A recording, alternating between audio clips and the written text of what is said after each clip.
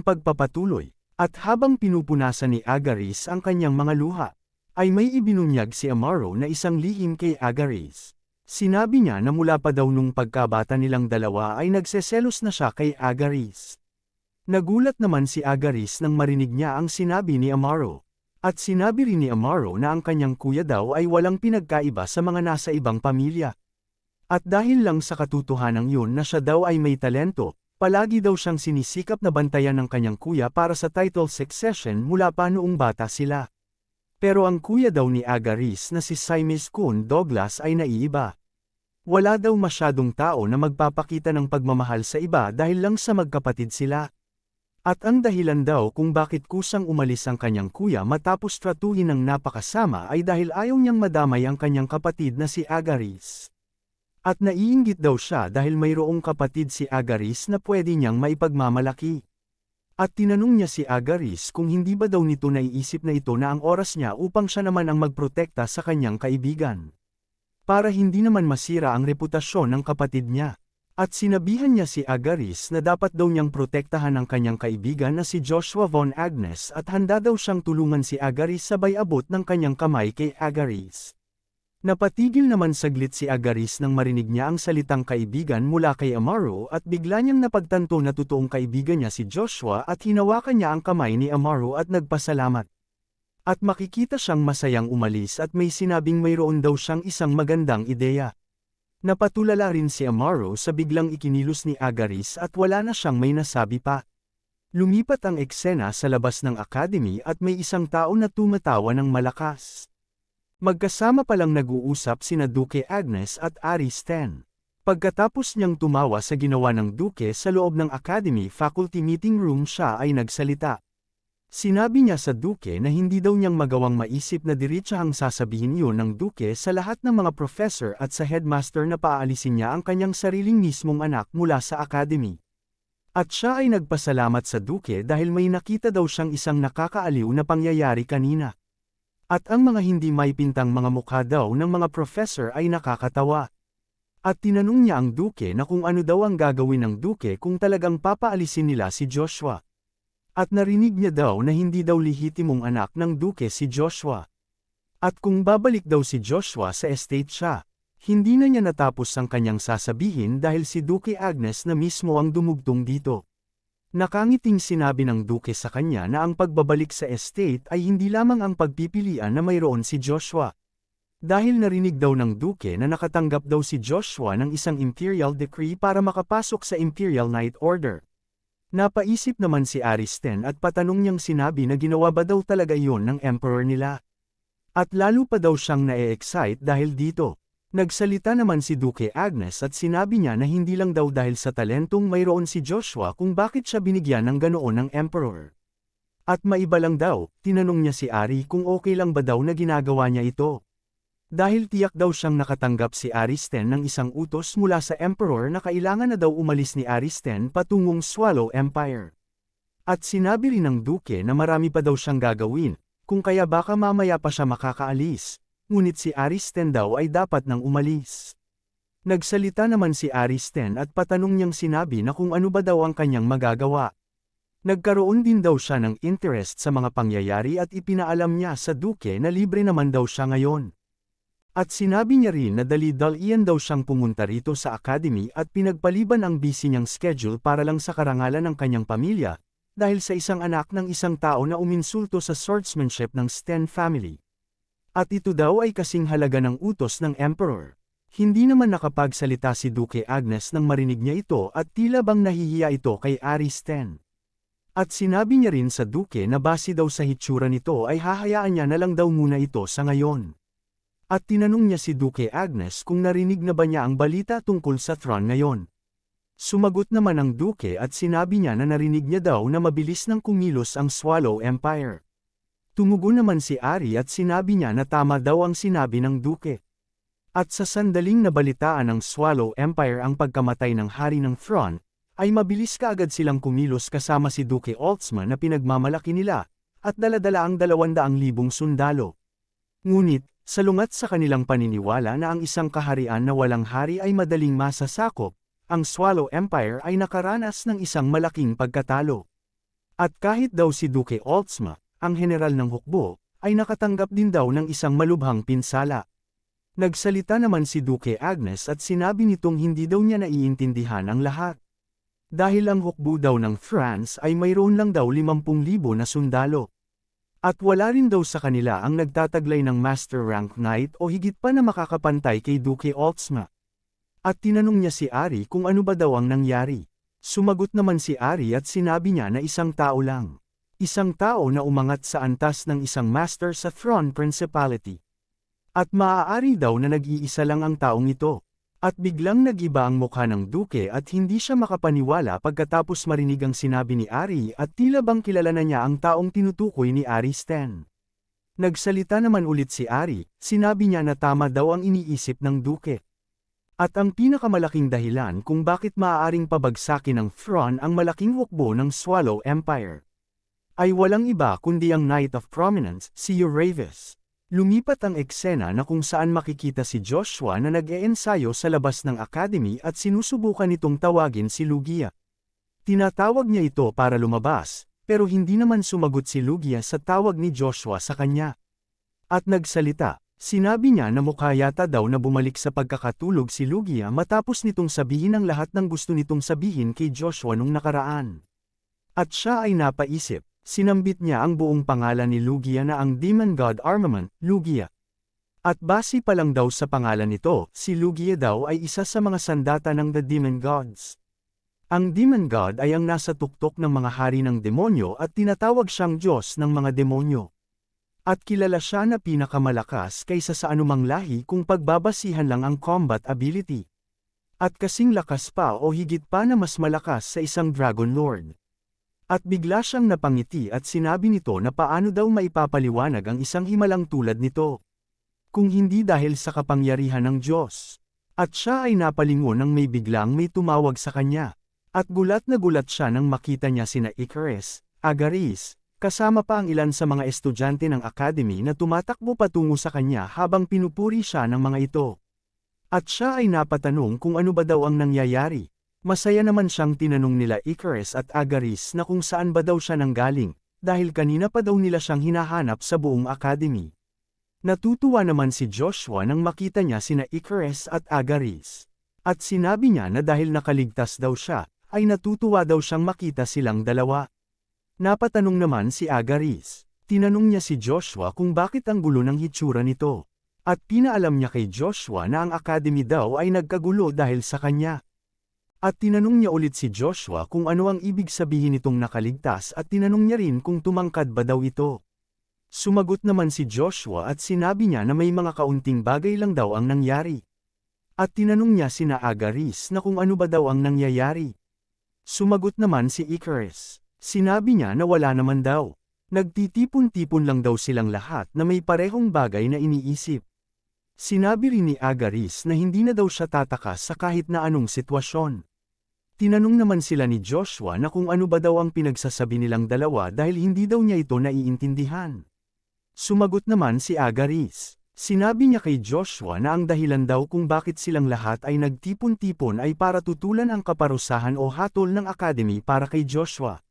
Maghahain daw sila ng petisyon sa pagkakataong ito. Isang petisyon na mahigpit na tumututol sa kaparusahan ni Joshua. At sinabi rin ni Icarus na kahit daw mayroong mga estudyante na sumasang-ayon sa kaparusahan ni Joshua, mayroon lamang daw mahigit kumulang sa 100 ang mga miyembro ng Araxia. At wala daw silang laban sa kanila na mas higit na nakakarami. Nagtataka naman si Agaris nang napansin niya si Joshua na napatulala at hindi makapaniwala sa ginagawa ng mga estudyante para sa kanya. At patanong na sinabi ni Joshua na silang lahat daw ay nagtipon-tipon para lang sa kanya. Nilapitan naman siya ni Agaris at tinanong niya si Joshua na kung masyado ba daw naantig ang puso nito sa kanilang ginawa kung kaya napapaiyak daw ito. Makikita naman na namula ang pisngi ni Joshua at sinabi niya na hindi daw siya umiiyak. Nilapitan din siya ni Icarus at sinabi nito na hindi daw masama ang umiyak at kaya niya daw panasan ang mga luha nito para sa kanya sabay punas sa luha ni Joshua. Napanganga na lang si Joshua sa ginawa ni Icarus at sinabi ni Icarus sa kanya na sa tingin daw talaga nito ay tumangkad si Joshua ng kaunti. Napabugtong hininga naman si Joshua at sinabi niya kay Icarus na isipin lang daw niya kung ano ang gusto niyang isipin. At napapikit na lang siya pagkatapos sabay ngiti. Lumipat naman ang eksena na kung saan may isang taong inihampas ang kamay nito ng malakas sa ibabaw ng lamesa at nagsalita. Galit niyang tinanong ang headmaster kung bakit ba daw pinagpipilitan nitong manatili si Joshua sa academy. At makikita na si Professor Segirdam pala ang taong ito. Galit niya ring sinabi na ang buhay daw ay isang serye ng mga pagpipilian. At kahit daw na miyembro ng The Agnes family si Joshua, mayroon daw 3 bata na anak ng The 12 families ang nasa loob ng academy. At galit niyang iminungkahi sa headmaster na pinakamainam daw na manatili sila sa kanilang paniniwala sa mga panahong tulad nito. At pinangakuan daw siya ng isang pangunahing posisyon kung aasikasuhin daw nila ng mabuti ang bagay na ito. At sa kaso naman daw ng headmaster, sinabi daw nila na ere-recommend daw nila ang headmaster na maging susunod na chancellor. At pareho daw na ibinibigay ng the Count Villas at Cromwell families ang kanilang suporta sa kanila.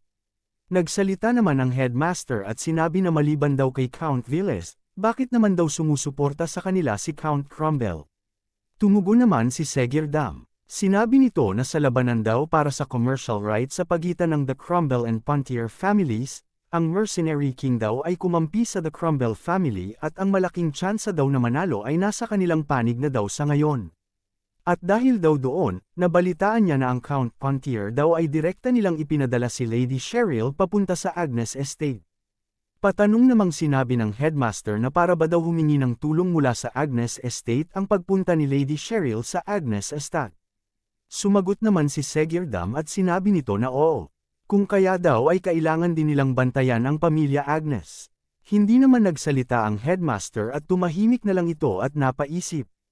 Bigla namang nagsalita si Segirdam nang napansin niyang hindi nagsalita ang headmaster at iminungkahi niya na kung hindi daw sigurado ang headmaster ay hayaan na lang daw siya na umasikaso ng lahat ng ito. At siya na daw ang bahala sa lahat. At ipinaalam niya sa headmaster na mayroon na daw mahigit kumulang 100 na estudyante ang nagsumite ng complaint letters nila at kung gagamitin daw nila ito ay maaaring. Hindi na niya natapos ang kanyang sasabihin dahil may biglang dumating na isang tao na tinatawag ang headmaster. Gulat namang napatanong ang headmaster na kung ano ba daw yon. Si Professor Cecil pala ang dumating at ipinaalam niya sa headmaster na ang mga estudyante daw ay nagtipon-tipon para magprotesta. At sa tingin daw niya ay dapat daw itong makita ng headmaster. Napatawa naman si Segirdam nang marinig niya ito at nagsalita. Mayabang niyang sinabi sa headmaster na gaya nga daw ng kanyang sinabi kanina, sino daw kaya ang magkakaroon ng lakas ng loob para kalabanin ang 12 families. At karamihan daw sa mga trainees ay mga anak ng mga lower ranking na mga aristocrats. Kaya malinaw daw na ginagawa nila ang pagpipiliang ito upang mabuhay. At sinabi niya rin na natitiyak daw niya na ang hustisya ng academy ay matutuwid sa pamamagitan ng pagpapatalsik sa kasamaan at yun daw ay walang iba kundi si Joshua von Agnes. At sinabihan niya si Professor Cecil na samahan siya para tingnan ang pagpoprotesta ng mga estudyante laban kay Joshua. Tumugon naman si Professor Cecil at ipinaalam niya kay Professor Segirdam na kabaliktaran daw ito kaysa sa inaakala niya. Hindi daw nagpoprotesta ang mga estudyante para sa kaparusahan ni Joshua von Agnes kundi para sa kaparusahan ng The Academic Circle, Araxia. At makikita sa labas ng academy ang mga kabataan na nagpoprotesta na pinapangunahan ni Agaris kasama si Icarus. At isinisigaw nila na tumututol daw sila sa kaparusahan ni Joshua von Agnes. Sinisigaw din nila na buwagin na daw ang grupo ng The Circle Araxia. At habang tuloy silang nagpoprotesta sa ibaba, makikita naman si Natasha sa itaas ng gusali na nakatingin lang sa kanila sa ibaba at napabugtong hininga na lang ito at nagsalita.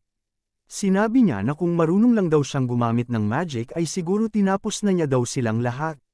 Tinanong naman ni Gawag ang headmaster at ang isang professor na kung paano daw nila aayusin ang gulong ito. Sumagot naman ang isang professor at sinabi niya na huwag daw silang mag-alala dahil papatahimikin daw nila ang mga estudyante na nagpoprotesta sa labas, sa isang mabilis na paraan. Bigla namang may dumating na 2 tao at ang isa sa kanila ay nagsalita.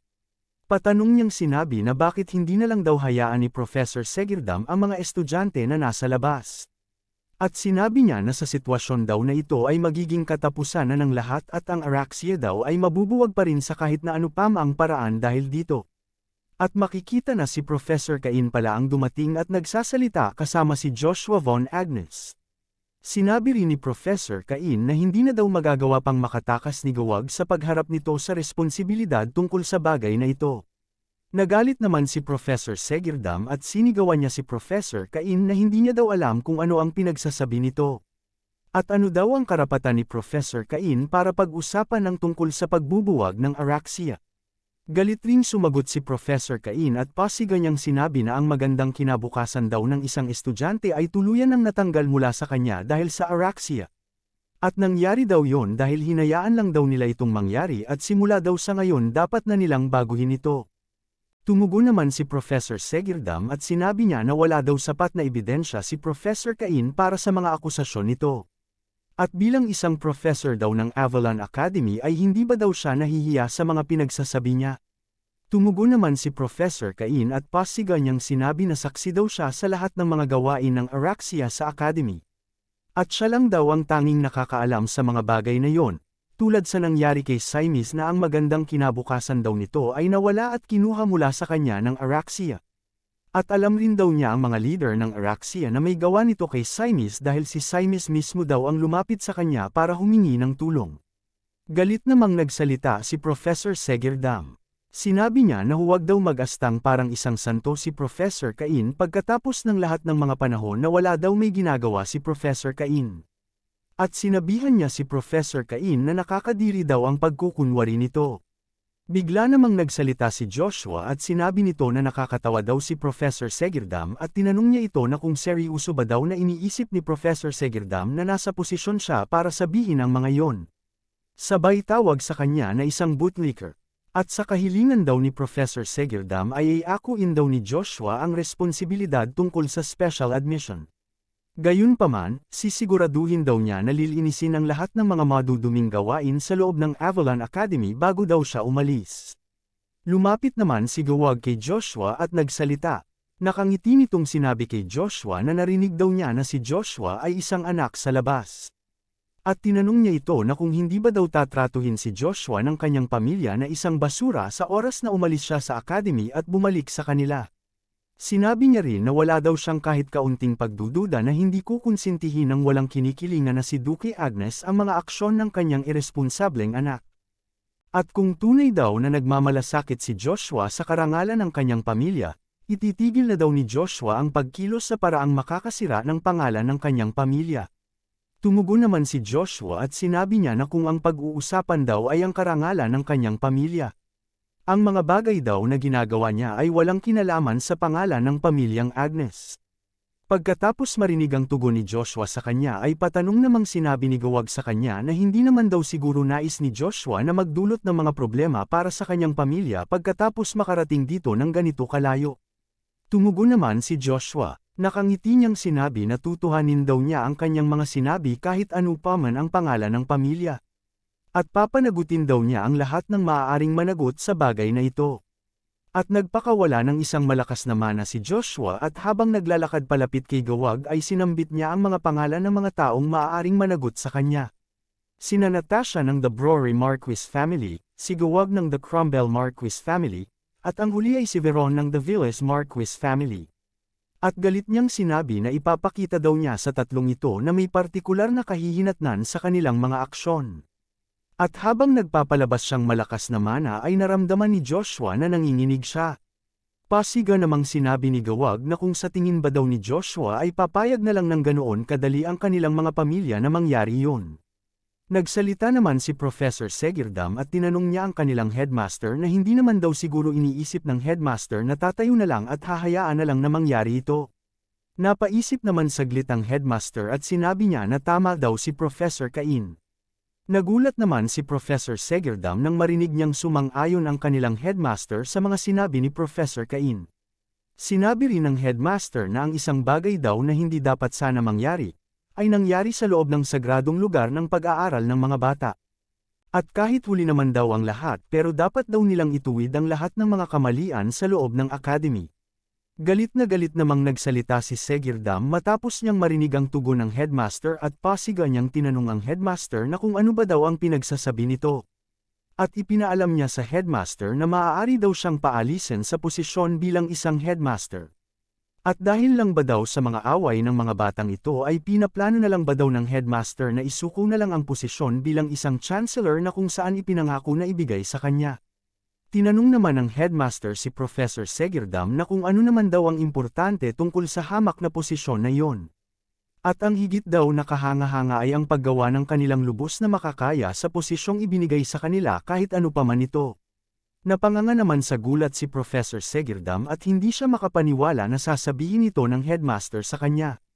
Nagulat naman silang dalawa nang bigla namang nagsalita si Gawag. Pasiga niyang sinabi na mali daw ang kanilang headmaster sa mga sinasabi nito.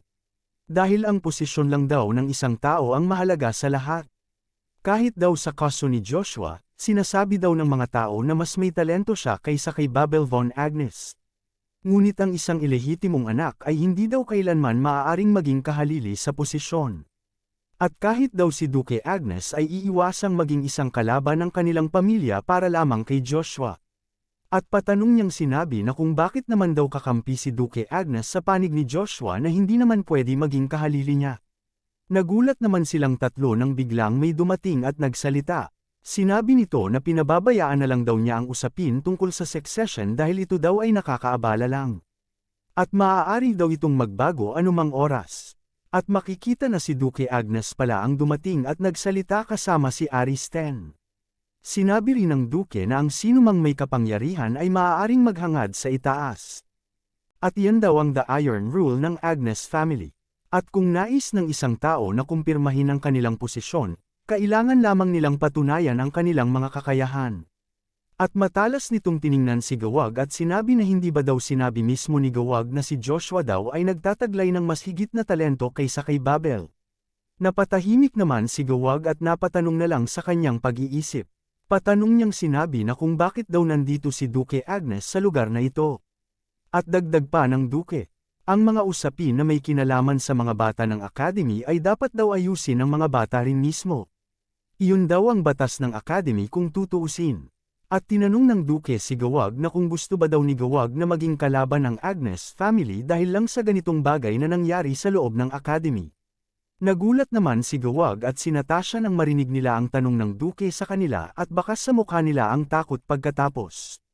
Naiinis namang sinabi ni Gawag sa kanyang pag-iisip na mukha yata daw narinig ng Duke ang kanyang mga sinabi kanina. Bigla namang lumapit si Aristen kay Gawag at hinawakan niya ito sa balikat at nagsalita. Sinabi niya na wala daw siyang planong suportahan ang pahayag ng Duke ngunit bibigyan niya daw ng isang advice si Gawag. Sinabihan niya ito na huwag na daw gumawa pa ng mga pagkilos si Gawag sa paraan na magdudulot ng problema sa kanyang pamilya. At tiningnan niya ng masama si Gawag at nagsalita. Sinabi niya na dahil mukha naman daw matalinong bata si Gawag, tiwala siyang maiintindihan daw niya ito. Bakas naman sa mukha ni Gawag ang takot, ganun din si Natasha at otol-otol namang sumagot si Gawag. At sinabi niya na isa sa isip niya daw ang mga sinabi sa kanya ni Aristen. At isa pa daw sabi ni Ari, lumayo daw sila sa kanyang anak na si Amaro. Nagsalita naman ang Duke, sinabi niya na ngayon daw na napagkasundoan na nila ni Aristen, dapat na daw nilang simulan ang kanilang sariling mga usapin, sabay sabi kay Joshua na sumunod daw ito sa kanya. Nakangiti namang tumugon si Joshua at sinabi na opo, ama. At sa unang pagkakataon tinawag niyang ama si Duke Agnes. Lumipat naman ang eksena sa capital ng Swallow Empire, ang Svenue Palace. At makikita si Verona Belgrace ang emperor ng Swallow Empire na nakaupo sa kanyang trono at nagsalita. Itinanong niya kung malubha ba ang natamong sugat ni Duke Oldsma matapos ang pakikipaglaban niya sa Throne Principality. Sumagot naman si Gandar. Sinabi niya na hindi naman daw masyadong nasaktan si Duke Oldsma sa pisikal na antas pero parang nakatanggap daw siya ng isang psychological shock.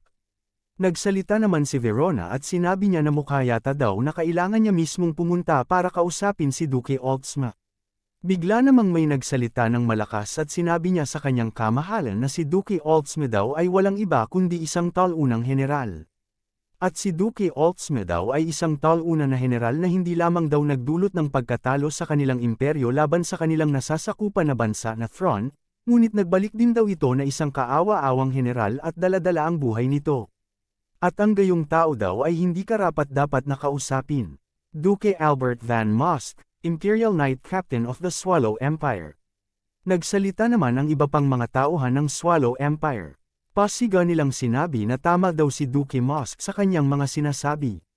At dapat daw ipatupad ng Emperor ang mahigpit na disiplina sa mga panahong tulad nito sa pamamagitan ng pagpaparusa sa sinumang may pananagutan sa kanilang pagkatalo.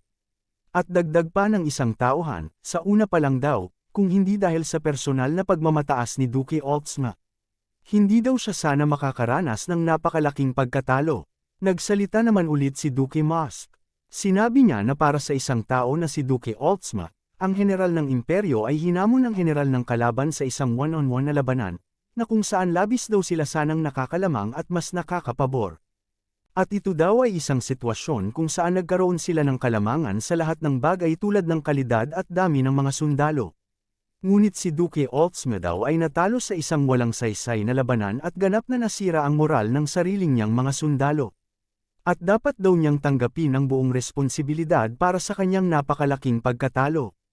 Sumang-ayon naman ang isang kasama ni Duke Mosk sa kanya at sinabi nito na ibigay daw ng kanilang kamahalan ang nararapat na kaparusahan para kay Duke Oldsma.